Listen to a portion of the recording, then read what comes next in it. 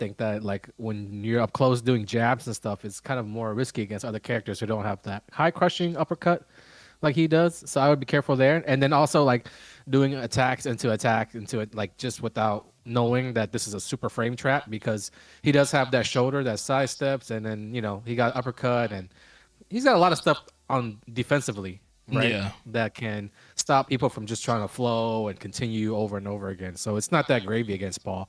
So definitely just take it one step at a time, because a lot of times you can bait stuff like that. And then when you're back to the wall, always make sure to look out for 4-4-2, the elbow, because they'll most certainly always do that. And there's actually an option select for blocking the high and the mid. Do you know about this? No, I do not. All right. Well, I'm gonna show you that real quick. Okay, For cool. the game. And it's different when they have heat, but when they have heat, there's that heat version. That's like mid and super super good, and it's like plus whatever. The good thing about that one is that one kind of jails. I think it jails. I'm not sure, but the option select still works there as well. But that's why it's really really good to sit on, because if they're doing that and you're just waiting for it, and they end up doing it, you can actually capitalize. Pretty easy. It's not that hard either. Mm-hmm. You got hit with it once, and I think you lost a round there. But it was mainly the uppercut spots. And then I did detect one glaring weakness of yours in tournament, which is good. You can go ahead and figure that out whenever you have time. Wait, my weakness in tournament?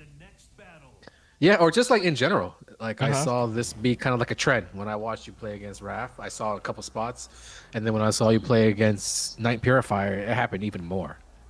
And then basically it's you not using heat burst when you need to. Okay, yeah. And basically you're gonna die. You die a lot with heat if you don't manage to get it through heat engage or heat burst in your combo. Like that's basically what it is. If you don't get your heat from doing it through the push or some kind of move that's an engager, right, that you were gonna do, or you don't get it through those two ways in the round, you won't use heat burst through neutral. And at some point in the round, you should do that. I think you just don't know when the signal is for you. Yeah, because I just don't want to get stepped and launched low key, so I just... If that's what you're worried about, then that's more about knowing how to do the techniques to make it less steppable. Okay. And knowing like certain moments, because there were some spots where it was impossible to step and you should have gotten it out, basically. So remind me after this to talk about that if I forget. I got you. That was a big one. That's a big one.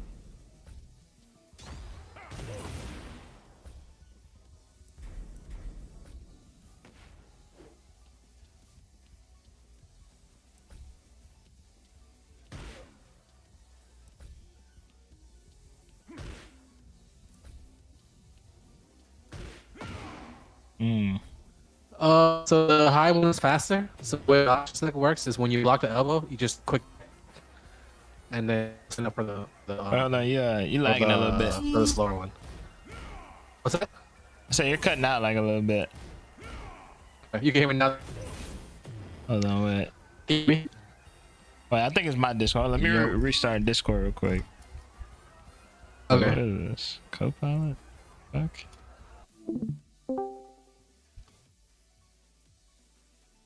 Hello? What the fuck? Hello? Test. All right, but I Yo. think we're good now. Yeah, we're good. Okay. Can you hear me? Yeah, can you hear me? Yeah. All right, cool.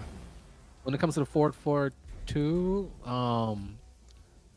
the high comes out faster, the mid comes out slow, right? Mm-hmm.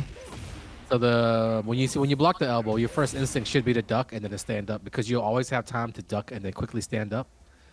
And if you duck and stand up on the high, you won't have like a lot of time, so you'll have to settle for like a lesser punish if you commit more to a duck. Okay. I don't know.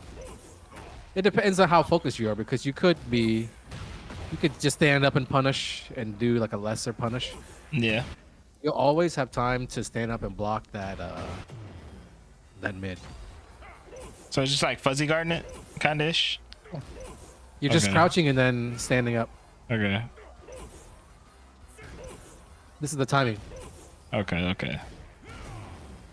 Oh, and it's -12. It don't got pushback in there like that, right? Okay. Yeah, you can it's super easy to punish. Okay, cool. King will get it for sure every time. You could Okay. even, you know, if you're on point, yeah. You could, it could whiff. You could even hop kick. It's like super punishable. Yeah, it won't even let you crouch. If if he does the mid, it won't really even let you crouch. Hmm. Yeah, that's just something I'd have to lab. But the time is pretty like easy. It's super Stand simple. out. Yeah, super easy. It's easier than it looks even. So I Yeah. don't know how hard it looks for you, but Yeah, no, it looks super easy for sure. and then what was next? The heat bursting. Yeah, heat, and then I'm pretty sure he got like a heat. Doesn't he have like a heat? You said he has a heat version of that move or something. Oh, like it's that? the same. It would be the same thing. Oh, Let me okay, see. okay. Practice Okay, turn. no.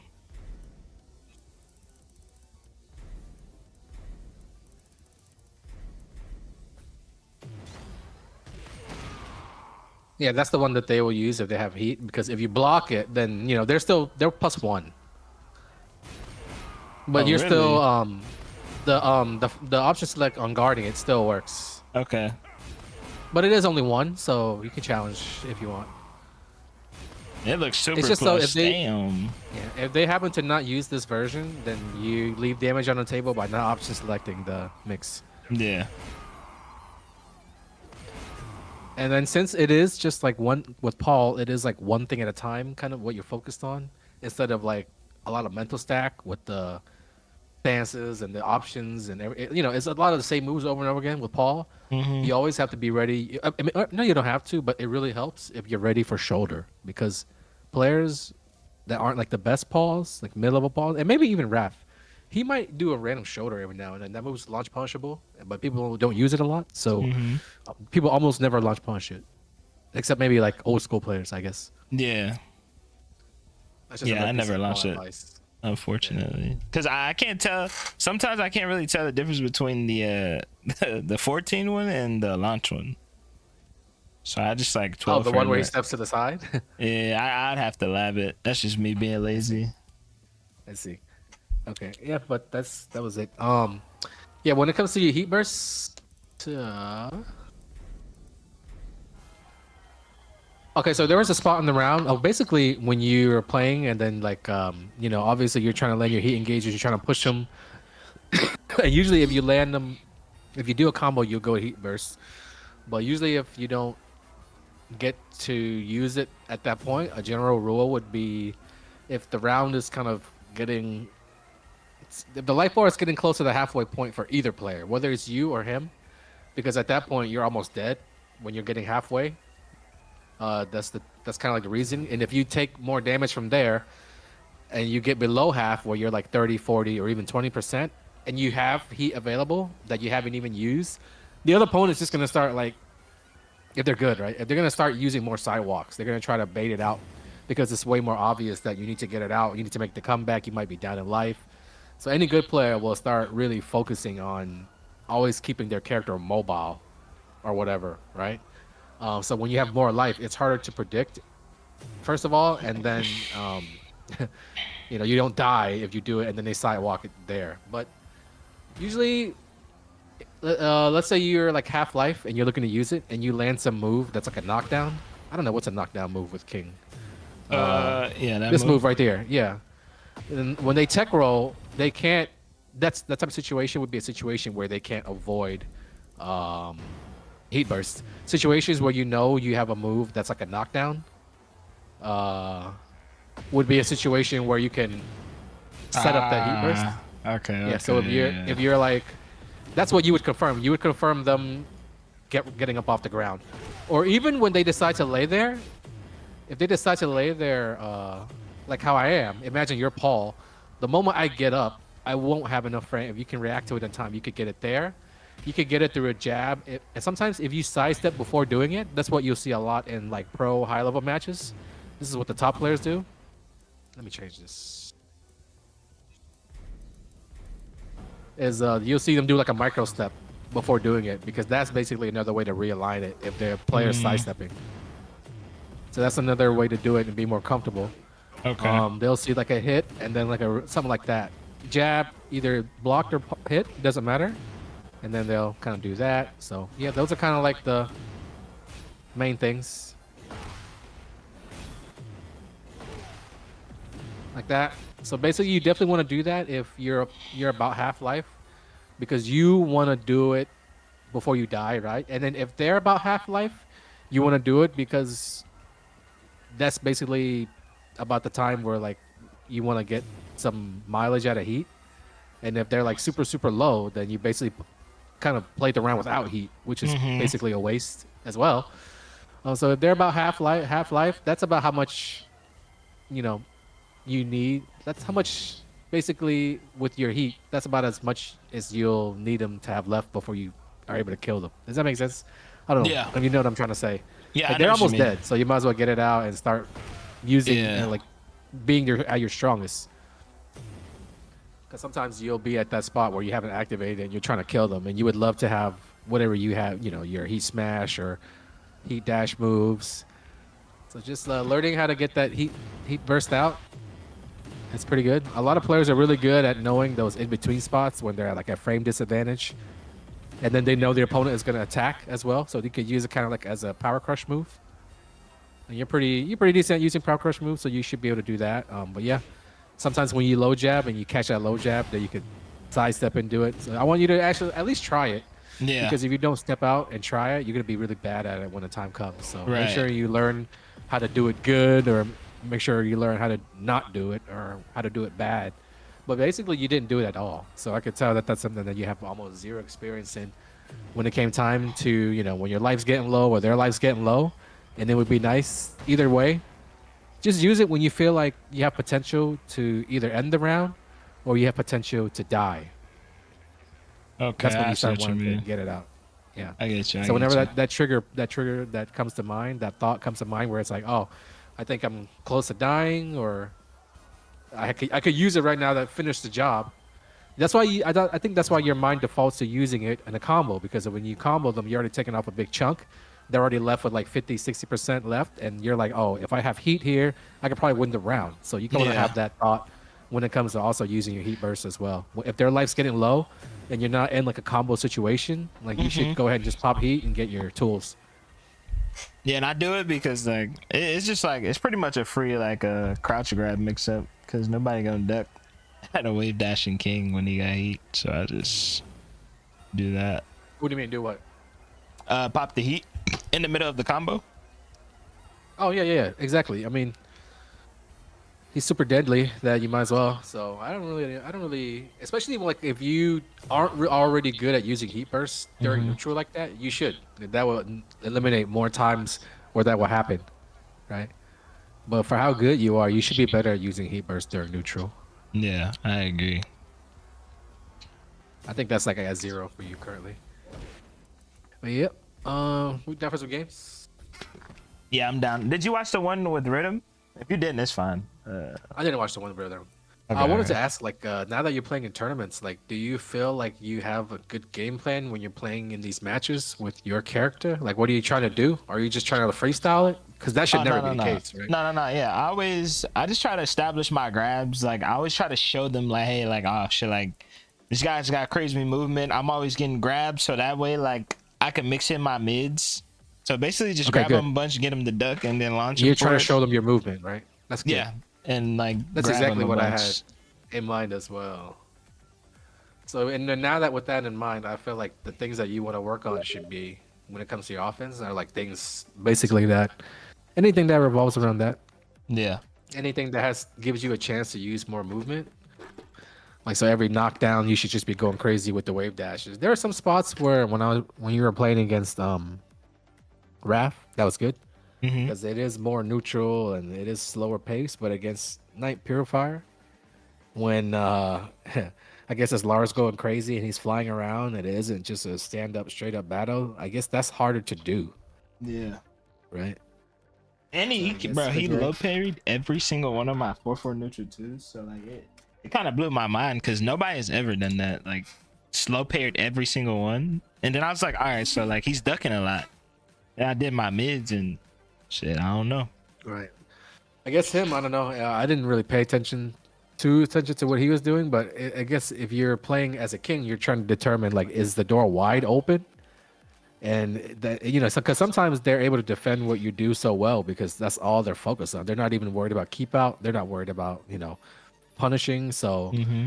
they're just so ready for um that it gives you more time to be in their face. And the more time that you're in a player, like when it's like that a super defensive player, the more time you're in their face not doing nothing, that's like the pressure that they're not comfortable with Right. because they're comfortable with blocking a move and then knowing what to do next, right? But they're not comfortable with just you standing in their face and they're waiting on you doing an attack and you're not doing an attack. So basically, you're not giving them what they want.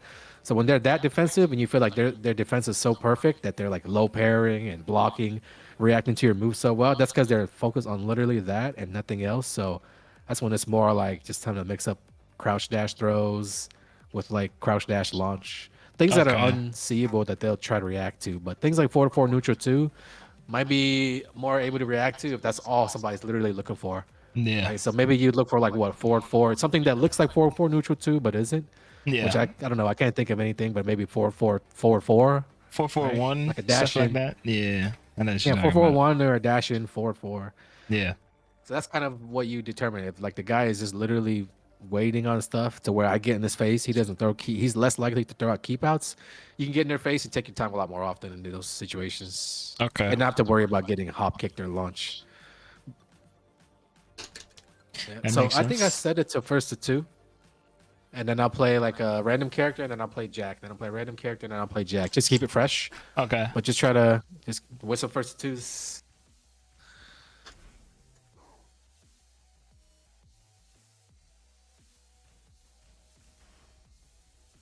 Do you have any like questions or anything that you were wondering since we last talked about, or I because I know mean, you asked me some questions about people who are super defensive yeah, the last like time, right? Or like, would you ask me about sitting on your life lead or something? yeah, like I guess life we'll talk lead. about it after. Yeah, yeah, yeah.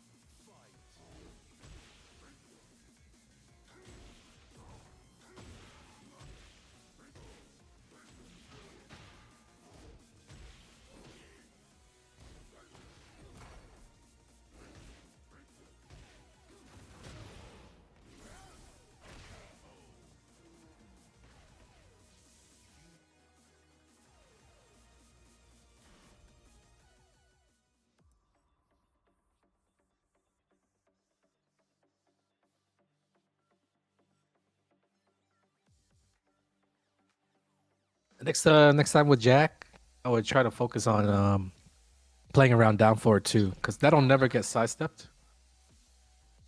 Down for it too. Down forward too with King. That one is super good against Jack, so Okay. it'll stop a lot of the stuff that I have, whether it's like running move or hammer. So that's just fast enough to stop it, and more jabbing in general. So just playing to the advantage of you playing against a bigger character is what you should try to focus on more on the next one against Jack. Okay.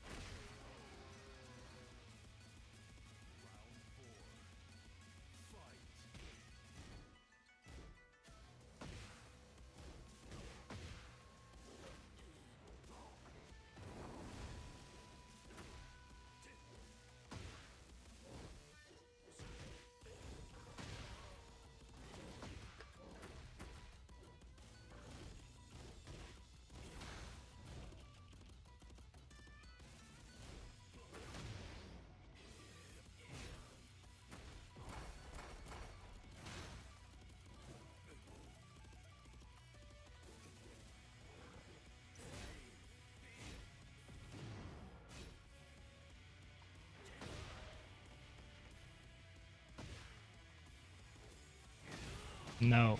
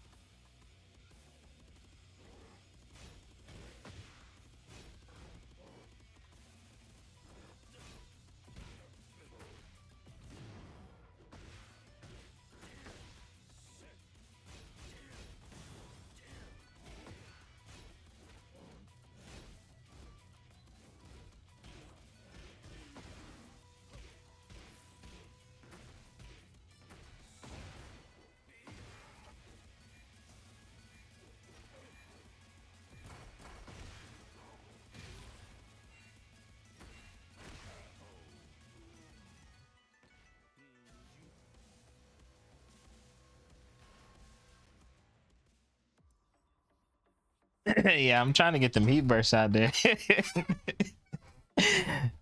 That Yeah, I shit see you gonna be trying. Just nice. because it's coming like when it's well below half life, it's a little more obvious. Mm-hmm. But yeah, I see you messing around with the sidestep. You don't even have to sidestep that much. It could be even more of a micro.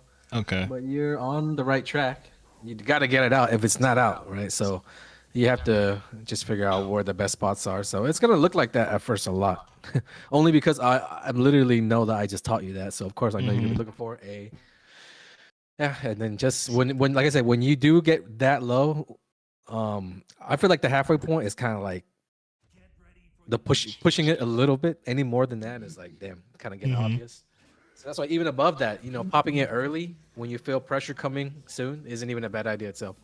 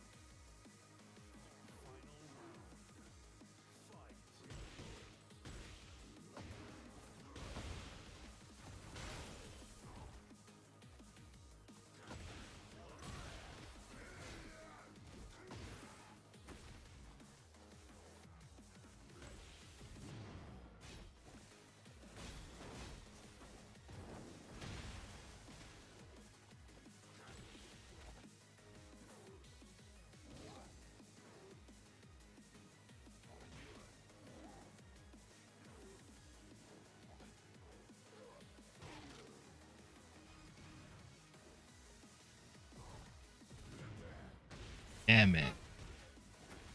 Took that off. Yeah. There we go.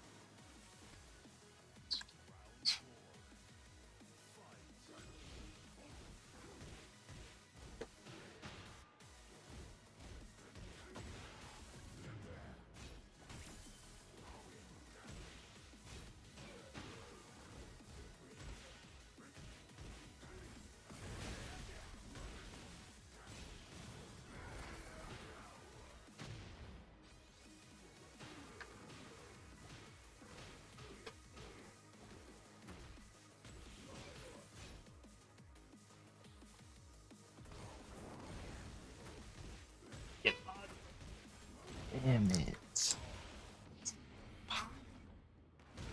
that's for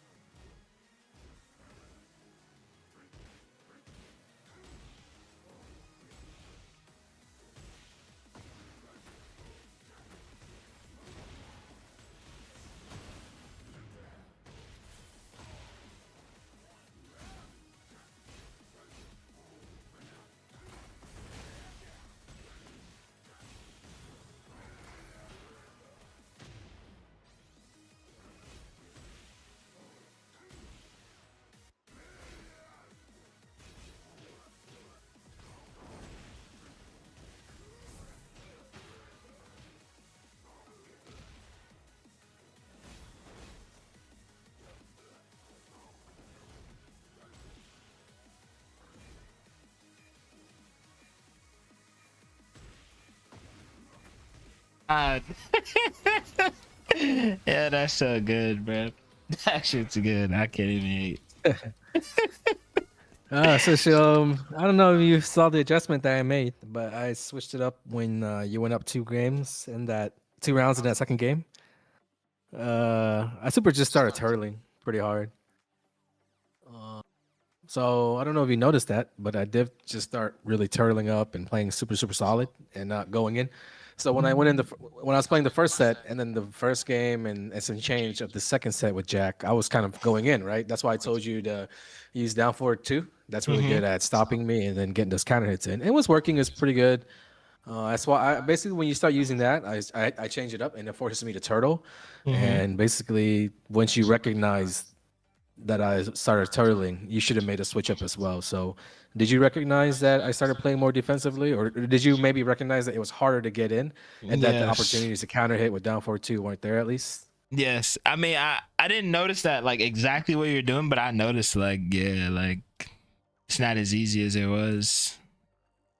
It probably should have been even more obvious on the Wallace stage, but yeah, it was a big difference because I wasn't really shouldering every round. I wasn't really doing anything. I was starting off spacing and then just poking and moving. Mm-hmm. But when you think that somebody's turtling or has made that switch up, then you have to recognize that you always want to be getting like a feel on what the opponent is doing. All right, well, how about this? When it came to the throw game, how did you feel that I was playing that game? You didn't want to duck? I didn't want to duck. Nah, yeah. Like, I mean, I was landing a lot of them. Yeah, Like, yeah. but you weren't paying attention. You didn't pay enough attention. Track how successful the mids were actually. Like you landed a lot of 4 threes, landed a lot of mids that punished me for ducking. Okay, you did land grabs because grabs are always naturally just gonna land, right? But if you do suspect that, well, basically the number of mids that you were landing should have tipped you off that I was playing a little bit more towards the crouchy side. Mm, really? That's what I felt. Yeah, I was intentionally playing a little bit more crouchy to see Mm, if you would notice. But of course, that doesn't mean that I'm going to crouch every single time, right? It just means that maybe in some more of the crucial spots or some spots that might be a little bit tougher, I might crouch there. But yeah, you landed a decent amount of 4 threes, right? And then you also landed a decent amount of just like mids in general. mm-hmm. But yeah, you did. You landed one where it was like the crouch dash launcher. Yeah. There was a crucial spot there you landed. So you landed more than enough for you to probably wanted to explore more on the mid side as well, especially when you got 4 3. That's like super safe. Mm-hmm. Yeah, so that's something that you do try to pay attention to, right? Whether or not Yeah. they're crouching or not, or how good they're breaking. Yeah, so if that's what your focus is, and if you have like a hint, well, I feel like you should have, yeah, maybe any bit of crouching is like a suspicious amount, honestly, because any good player should be willing to stand up to king, basically. Mm-hmm. That's how I feel. Like king's grabs are breakable, other than the ones that are true mix-ups, like the crouch dash ones. Right. And then at that point, it's like reacting to the crouch dash and ducking or not. But when it comes to the regular grabs, if you're like dashing in my face to grab, anybody who's ducking in that spot at all, if you land one or even two, it should be kind of like, oh shit, let me see about this. And then you should try to land more of those mids because playing that way is the safest way possible with king. So if you do Yeah. want to play super, super safe and you just want to fish for information at the same time, and it's early in the set and you don't want to take a risk and you're not sure, then you should always go continue further on down the mid path to investigate. Once you see one or two land, but you know once you get the sense in your mind that I've tried so many times it hasn't landed, then you can go back to throwing. But anytime that you get one or two of those mids from them crouching, and you think it's because they're trying to crouch those grabs, because before that happened, you might have grabbed them a few times, once or twice. They might have even broken it, but even if they broke it, they might not feel comfortable, so they might start crouching. So Mm-hmm. that's why you always want to like continue to see, even if it lands once or twice. I think that's a good enough amount to try to get more off of. And the only way, the best way to get more off is if you continue to amp up the number of those mids that you're due, right? Because your grab game is always going to be there. Like you'll always know how to do it when you're certain. And so if you land like 1 4 3, you're not sure, you continue to do it. At the very least, you'll know for sure. Like, oh, this guy's not ducking. Now the grabs are super super open season. Yeah. Does that make sense? But anyways, Yeah. so what I was doing with Jack when I'm super super turning like that, and you see me just if you're ever just standing there and I'm just like backdashing, moving around, keeping that distance, then obviously I'm not trying to go in, right? If you stand there and I go in, then yeah, that's a different story. But when you get that sense that they are just turtling a little bit harder, remember what I said. You know, that's when you can open up some of your strengths, which is moving around a little bit more freely. You can wave dash from a little bit when the ranges are a little bit greater, right? Mm-hmm. And then kind of show that off, and maybe that'll scare them a little bit. So to keep that in mind. But yeah, the down forward twos, I guess in the first game they didn't really come out, but when you started using them, I did have to start turning a little bit more. And that's what it's all about. A first to two, a short set. It's all about game planning and strategizing your rounds and what to play, how your opponent's playing. You should try to be mindful of at all times and try to figure out the best way to strategize, like to plan out against it. So when I played that set against Dragonov, it happened twice where you were up 2-0 rounds and somehow I was able to come all the way back. Um, did you have any thoughts about that or? Uh, Low key, I think I just got launched too many times for heat bursting. Yeah. That's what I And think. that's it. That's it, maybe. Yeah. Okay, so think of it like this: like when it, I taught you how to do it from like sidestepping or whatever, right? Hmm. But you're also able to land heat. You can also combine that with your poke game as well, Hmm. because when you are neutral and we're both moving around, it's harder to tell, right? And it's harder to time that sidestep properly. But when you connect pokes, even if it's not gonna like hit, even if it gets blocked, and if you're landing a jab or you're landing a down 4 at 1, those spots are not super minus for you. They're good enough to where you know you can do a step up close and get the heat burst off then, right?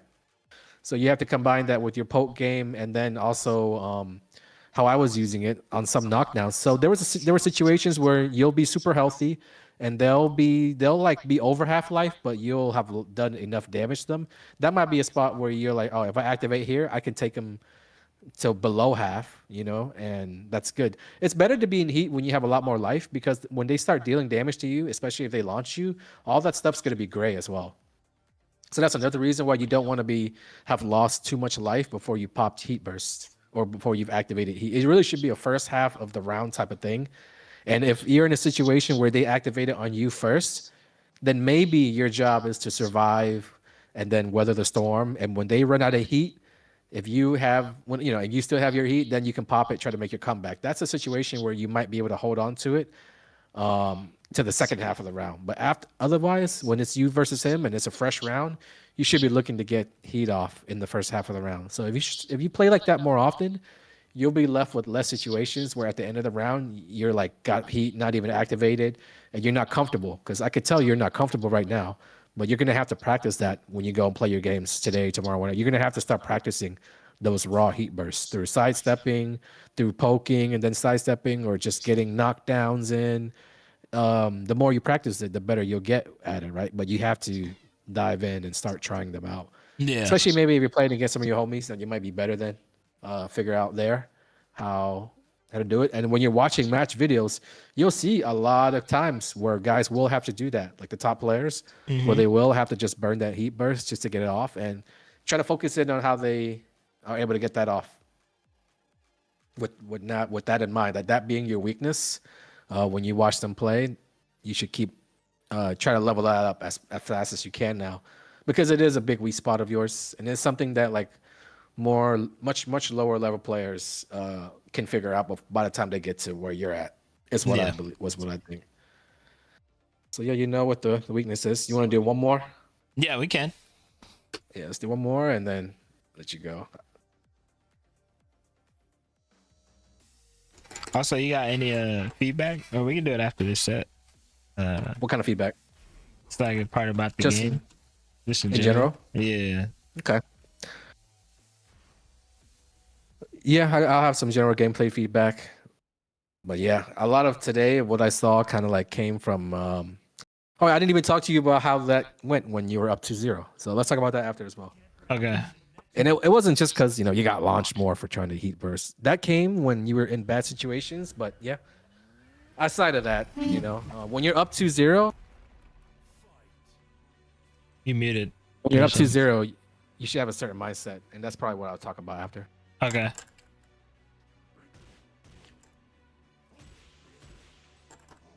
I don't know if you remember also from the very first lesson and when I told you that low pairing is better when you're trying to deal with these jack lows. So get back into the habit of low pairing when you're playing against those jacks, especially if they're spamming lows like me. Yeah, I tried, and then you said jab to keep your turn and shit like that. This is a weird timing.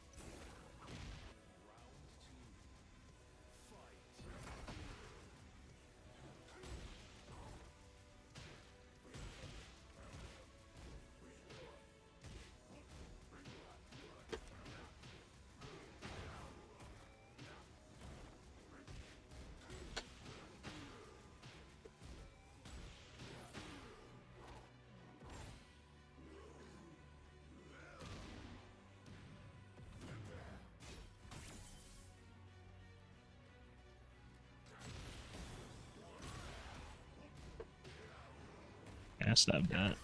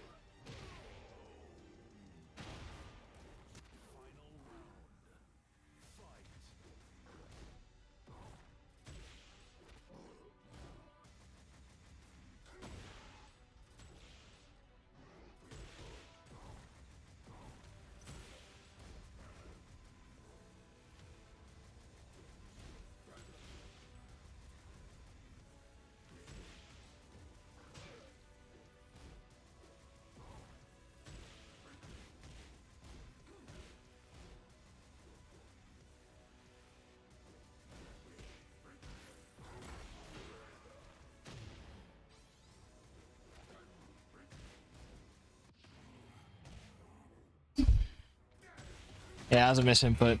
God damn it. Obvious misinput.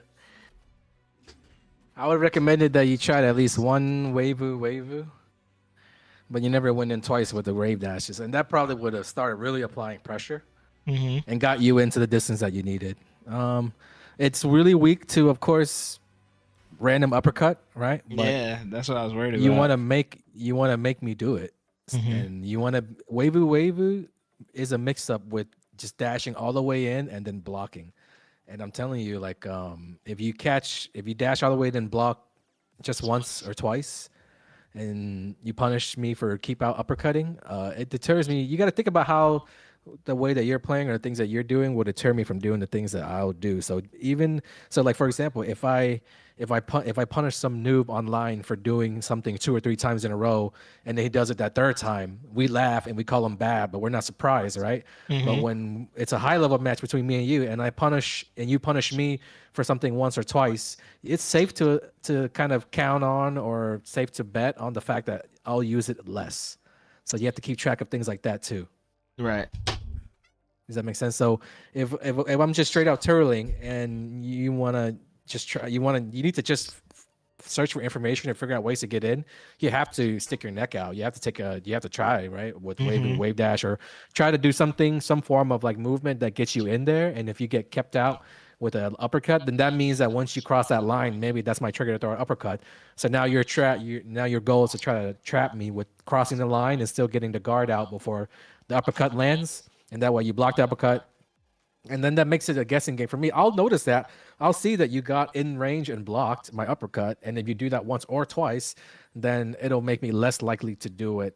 And if I'm continuing to do it, then I'm just giving up free damage and being a troll or a noob or being bad or whatever. But that's kind of the game that we're playing here. Is so. But if you never actually take a risk and try to get in, then as you see, you'll pretty much never get in, Yeah. especially on a big map. In that case, you'll Yeah. never get in. You have to just try. Even Wavu into guarding is fast enough to block my uppercut. Especially if you do it at a certain range where the first wave dash you're already pretty much safe, and then the second one you come in and then you're in range of the uppercut. But by the time I throw out the uppercut, you'll block. So that's the key, is your spacing with it. Like if you space it well, it could apply pressure and keep you safe from those uppercuts. So you have to do it from to where that first wavu is. And if I try to uppercut after that first wavu, my uppercut would whiff anyways. Mm-hmm. Kind of like that. That's kind of how you would want to space it, if that makes sense. Otherwise, if you're locked in on doing two wavus and I uppercut you after the first one, that's no good, right? Right. It needs to be after that first wavu. That's the guessing point. Are you gonna do wavu block? Or are you gonna do wavu block? But that first wavu should be at a safe enough spot to where you don't have to worry about anything at that point. Yeah, it's kind of So when I'm hard. spacing out and I'm turtling, it's you have a lot more time to think. So you definitely don't have to rush it. And I think with your style, how it's very, very fast paced, I think it makes you have the impression that it always has to be at a fast, and always something always has to happen. But that just means that once you're in, then you can play at your space. But when it's neutral, you always definitely should be looking to take it slower. That might be another one of your tendencies too, though, is that you're not able to play. I don't know. I'll take a closer look. No, I actually that's pretty much my game, but I don't know. I just because I know the way you play, but I know you got multiple play styles or whatnot. Like I know you play slow, so I was like, "Fuck it, I'm just trying to rush him down," and then you start backdashing and shit, and then like throwing out uppercuts, and yeah, that shit kind of hard. Then you got to deal with the Yeah, different lows. styles. Yeah. Yeah, so you weren't dealing with the lows basically. So that's it's a different topic though. Like once I'm in and I have frames and I have my turn, you're playing that wrong as well. So that's a different conversation. Mm. But yeah, going back to that Dragunov set, when you have a lead on somebody 2-0 and it's a tournament set, if it's game one or game two, that third round, usually they're either gonna play super, super desperate or go crazy because you beat like you beat their ass the first 2 rounds, and they depending on how the first 2 rounds went. So for example, if we played really, really close first 2 rounds, and you're playing against a really good player, most likely I would guess that that third round they're going to play more defensive and turtle because they see themselves as the better player. And especially if those rounds were close, maybe that's how I think when I play against somebody like maybe you and you got those 2 rounds. I'm like, oh, those are 2 rounds. Even if you beat my ass, I'm like, well, that's because I was trying to really rush you down, basically. So you have to try to predict how they're going to play on that 3rd round. It's either going to be super defensive or super desperate. And if it's super desperate, then you play defensive, and you might be able to catch mistakes that they don't make on their own. But if you notice that they're playing super, super turtly and defensive, you have 3 rounds to play with. So that first round, you don't have to worry about things so much. You can kind of be super aggressive. So that's probably something maybe you can work on is your quote unquote crazy round, a round where you just don't play like you usually play. And it's like kind of like very, very different. And you go in for these throws and there is no like taking your time with it, or you pop heat early or whatever, something some moves that you might never do, or at like timings that you never do it. Maybe you have like 1+2 into back turn, or you do 1+2 into 4 or whatever moves. You might have a round where you like down 3 them, or a move that you don't use at all really is a 4-4. That's probably a really good move against bigger characters. So when I was saying that, you use moves that are good against bigger characters, that's kind of one of the moves that I'm trying to think about.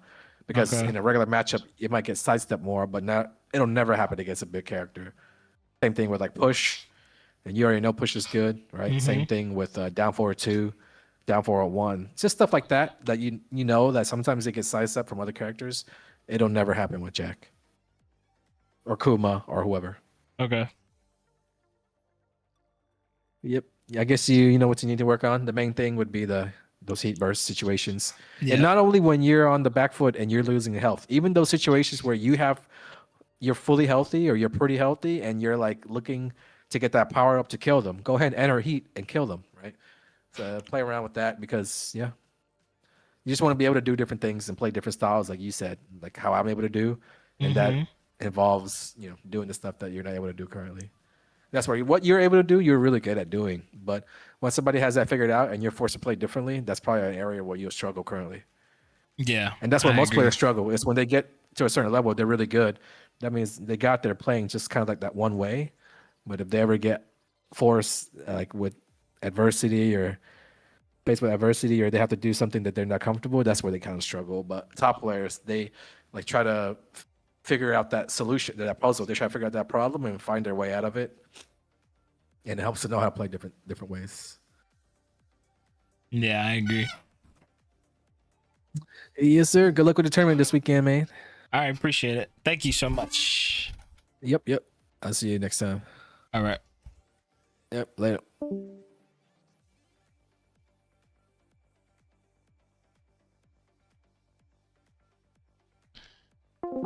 It's 17. You're who that? Nigas. Pocket. What's good, bro? I heard you signed up for Paragon. What? No, I didn't.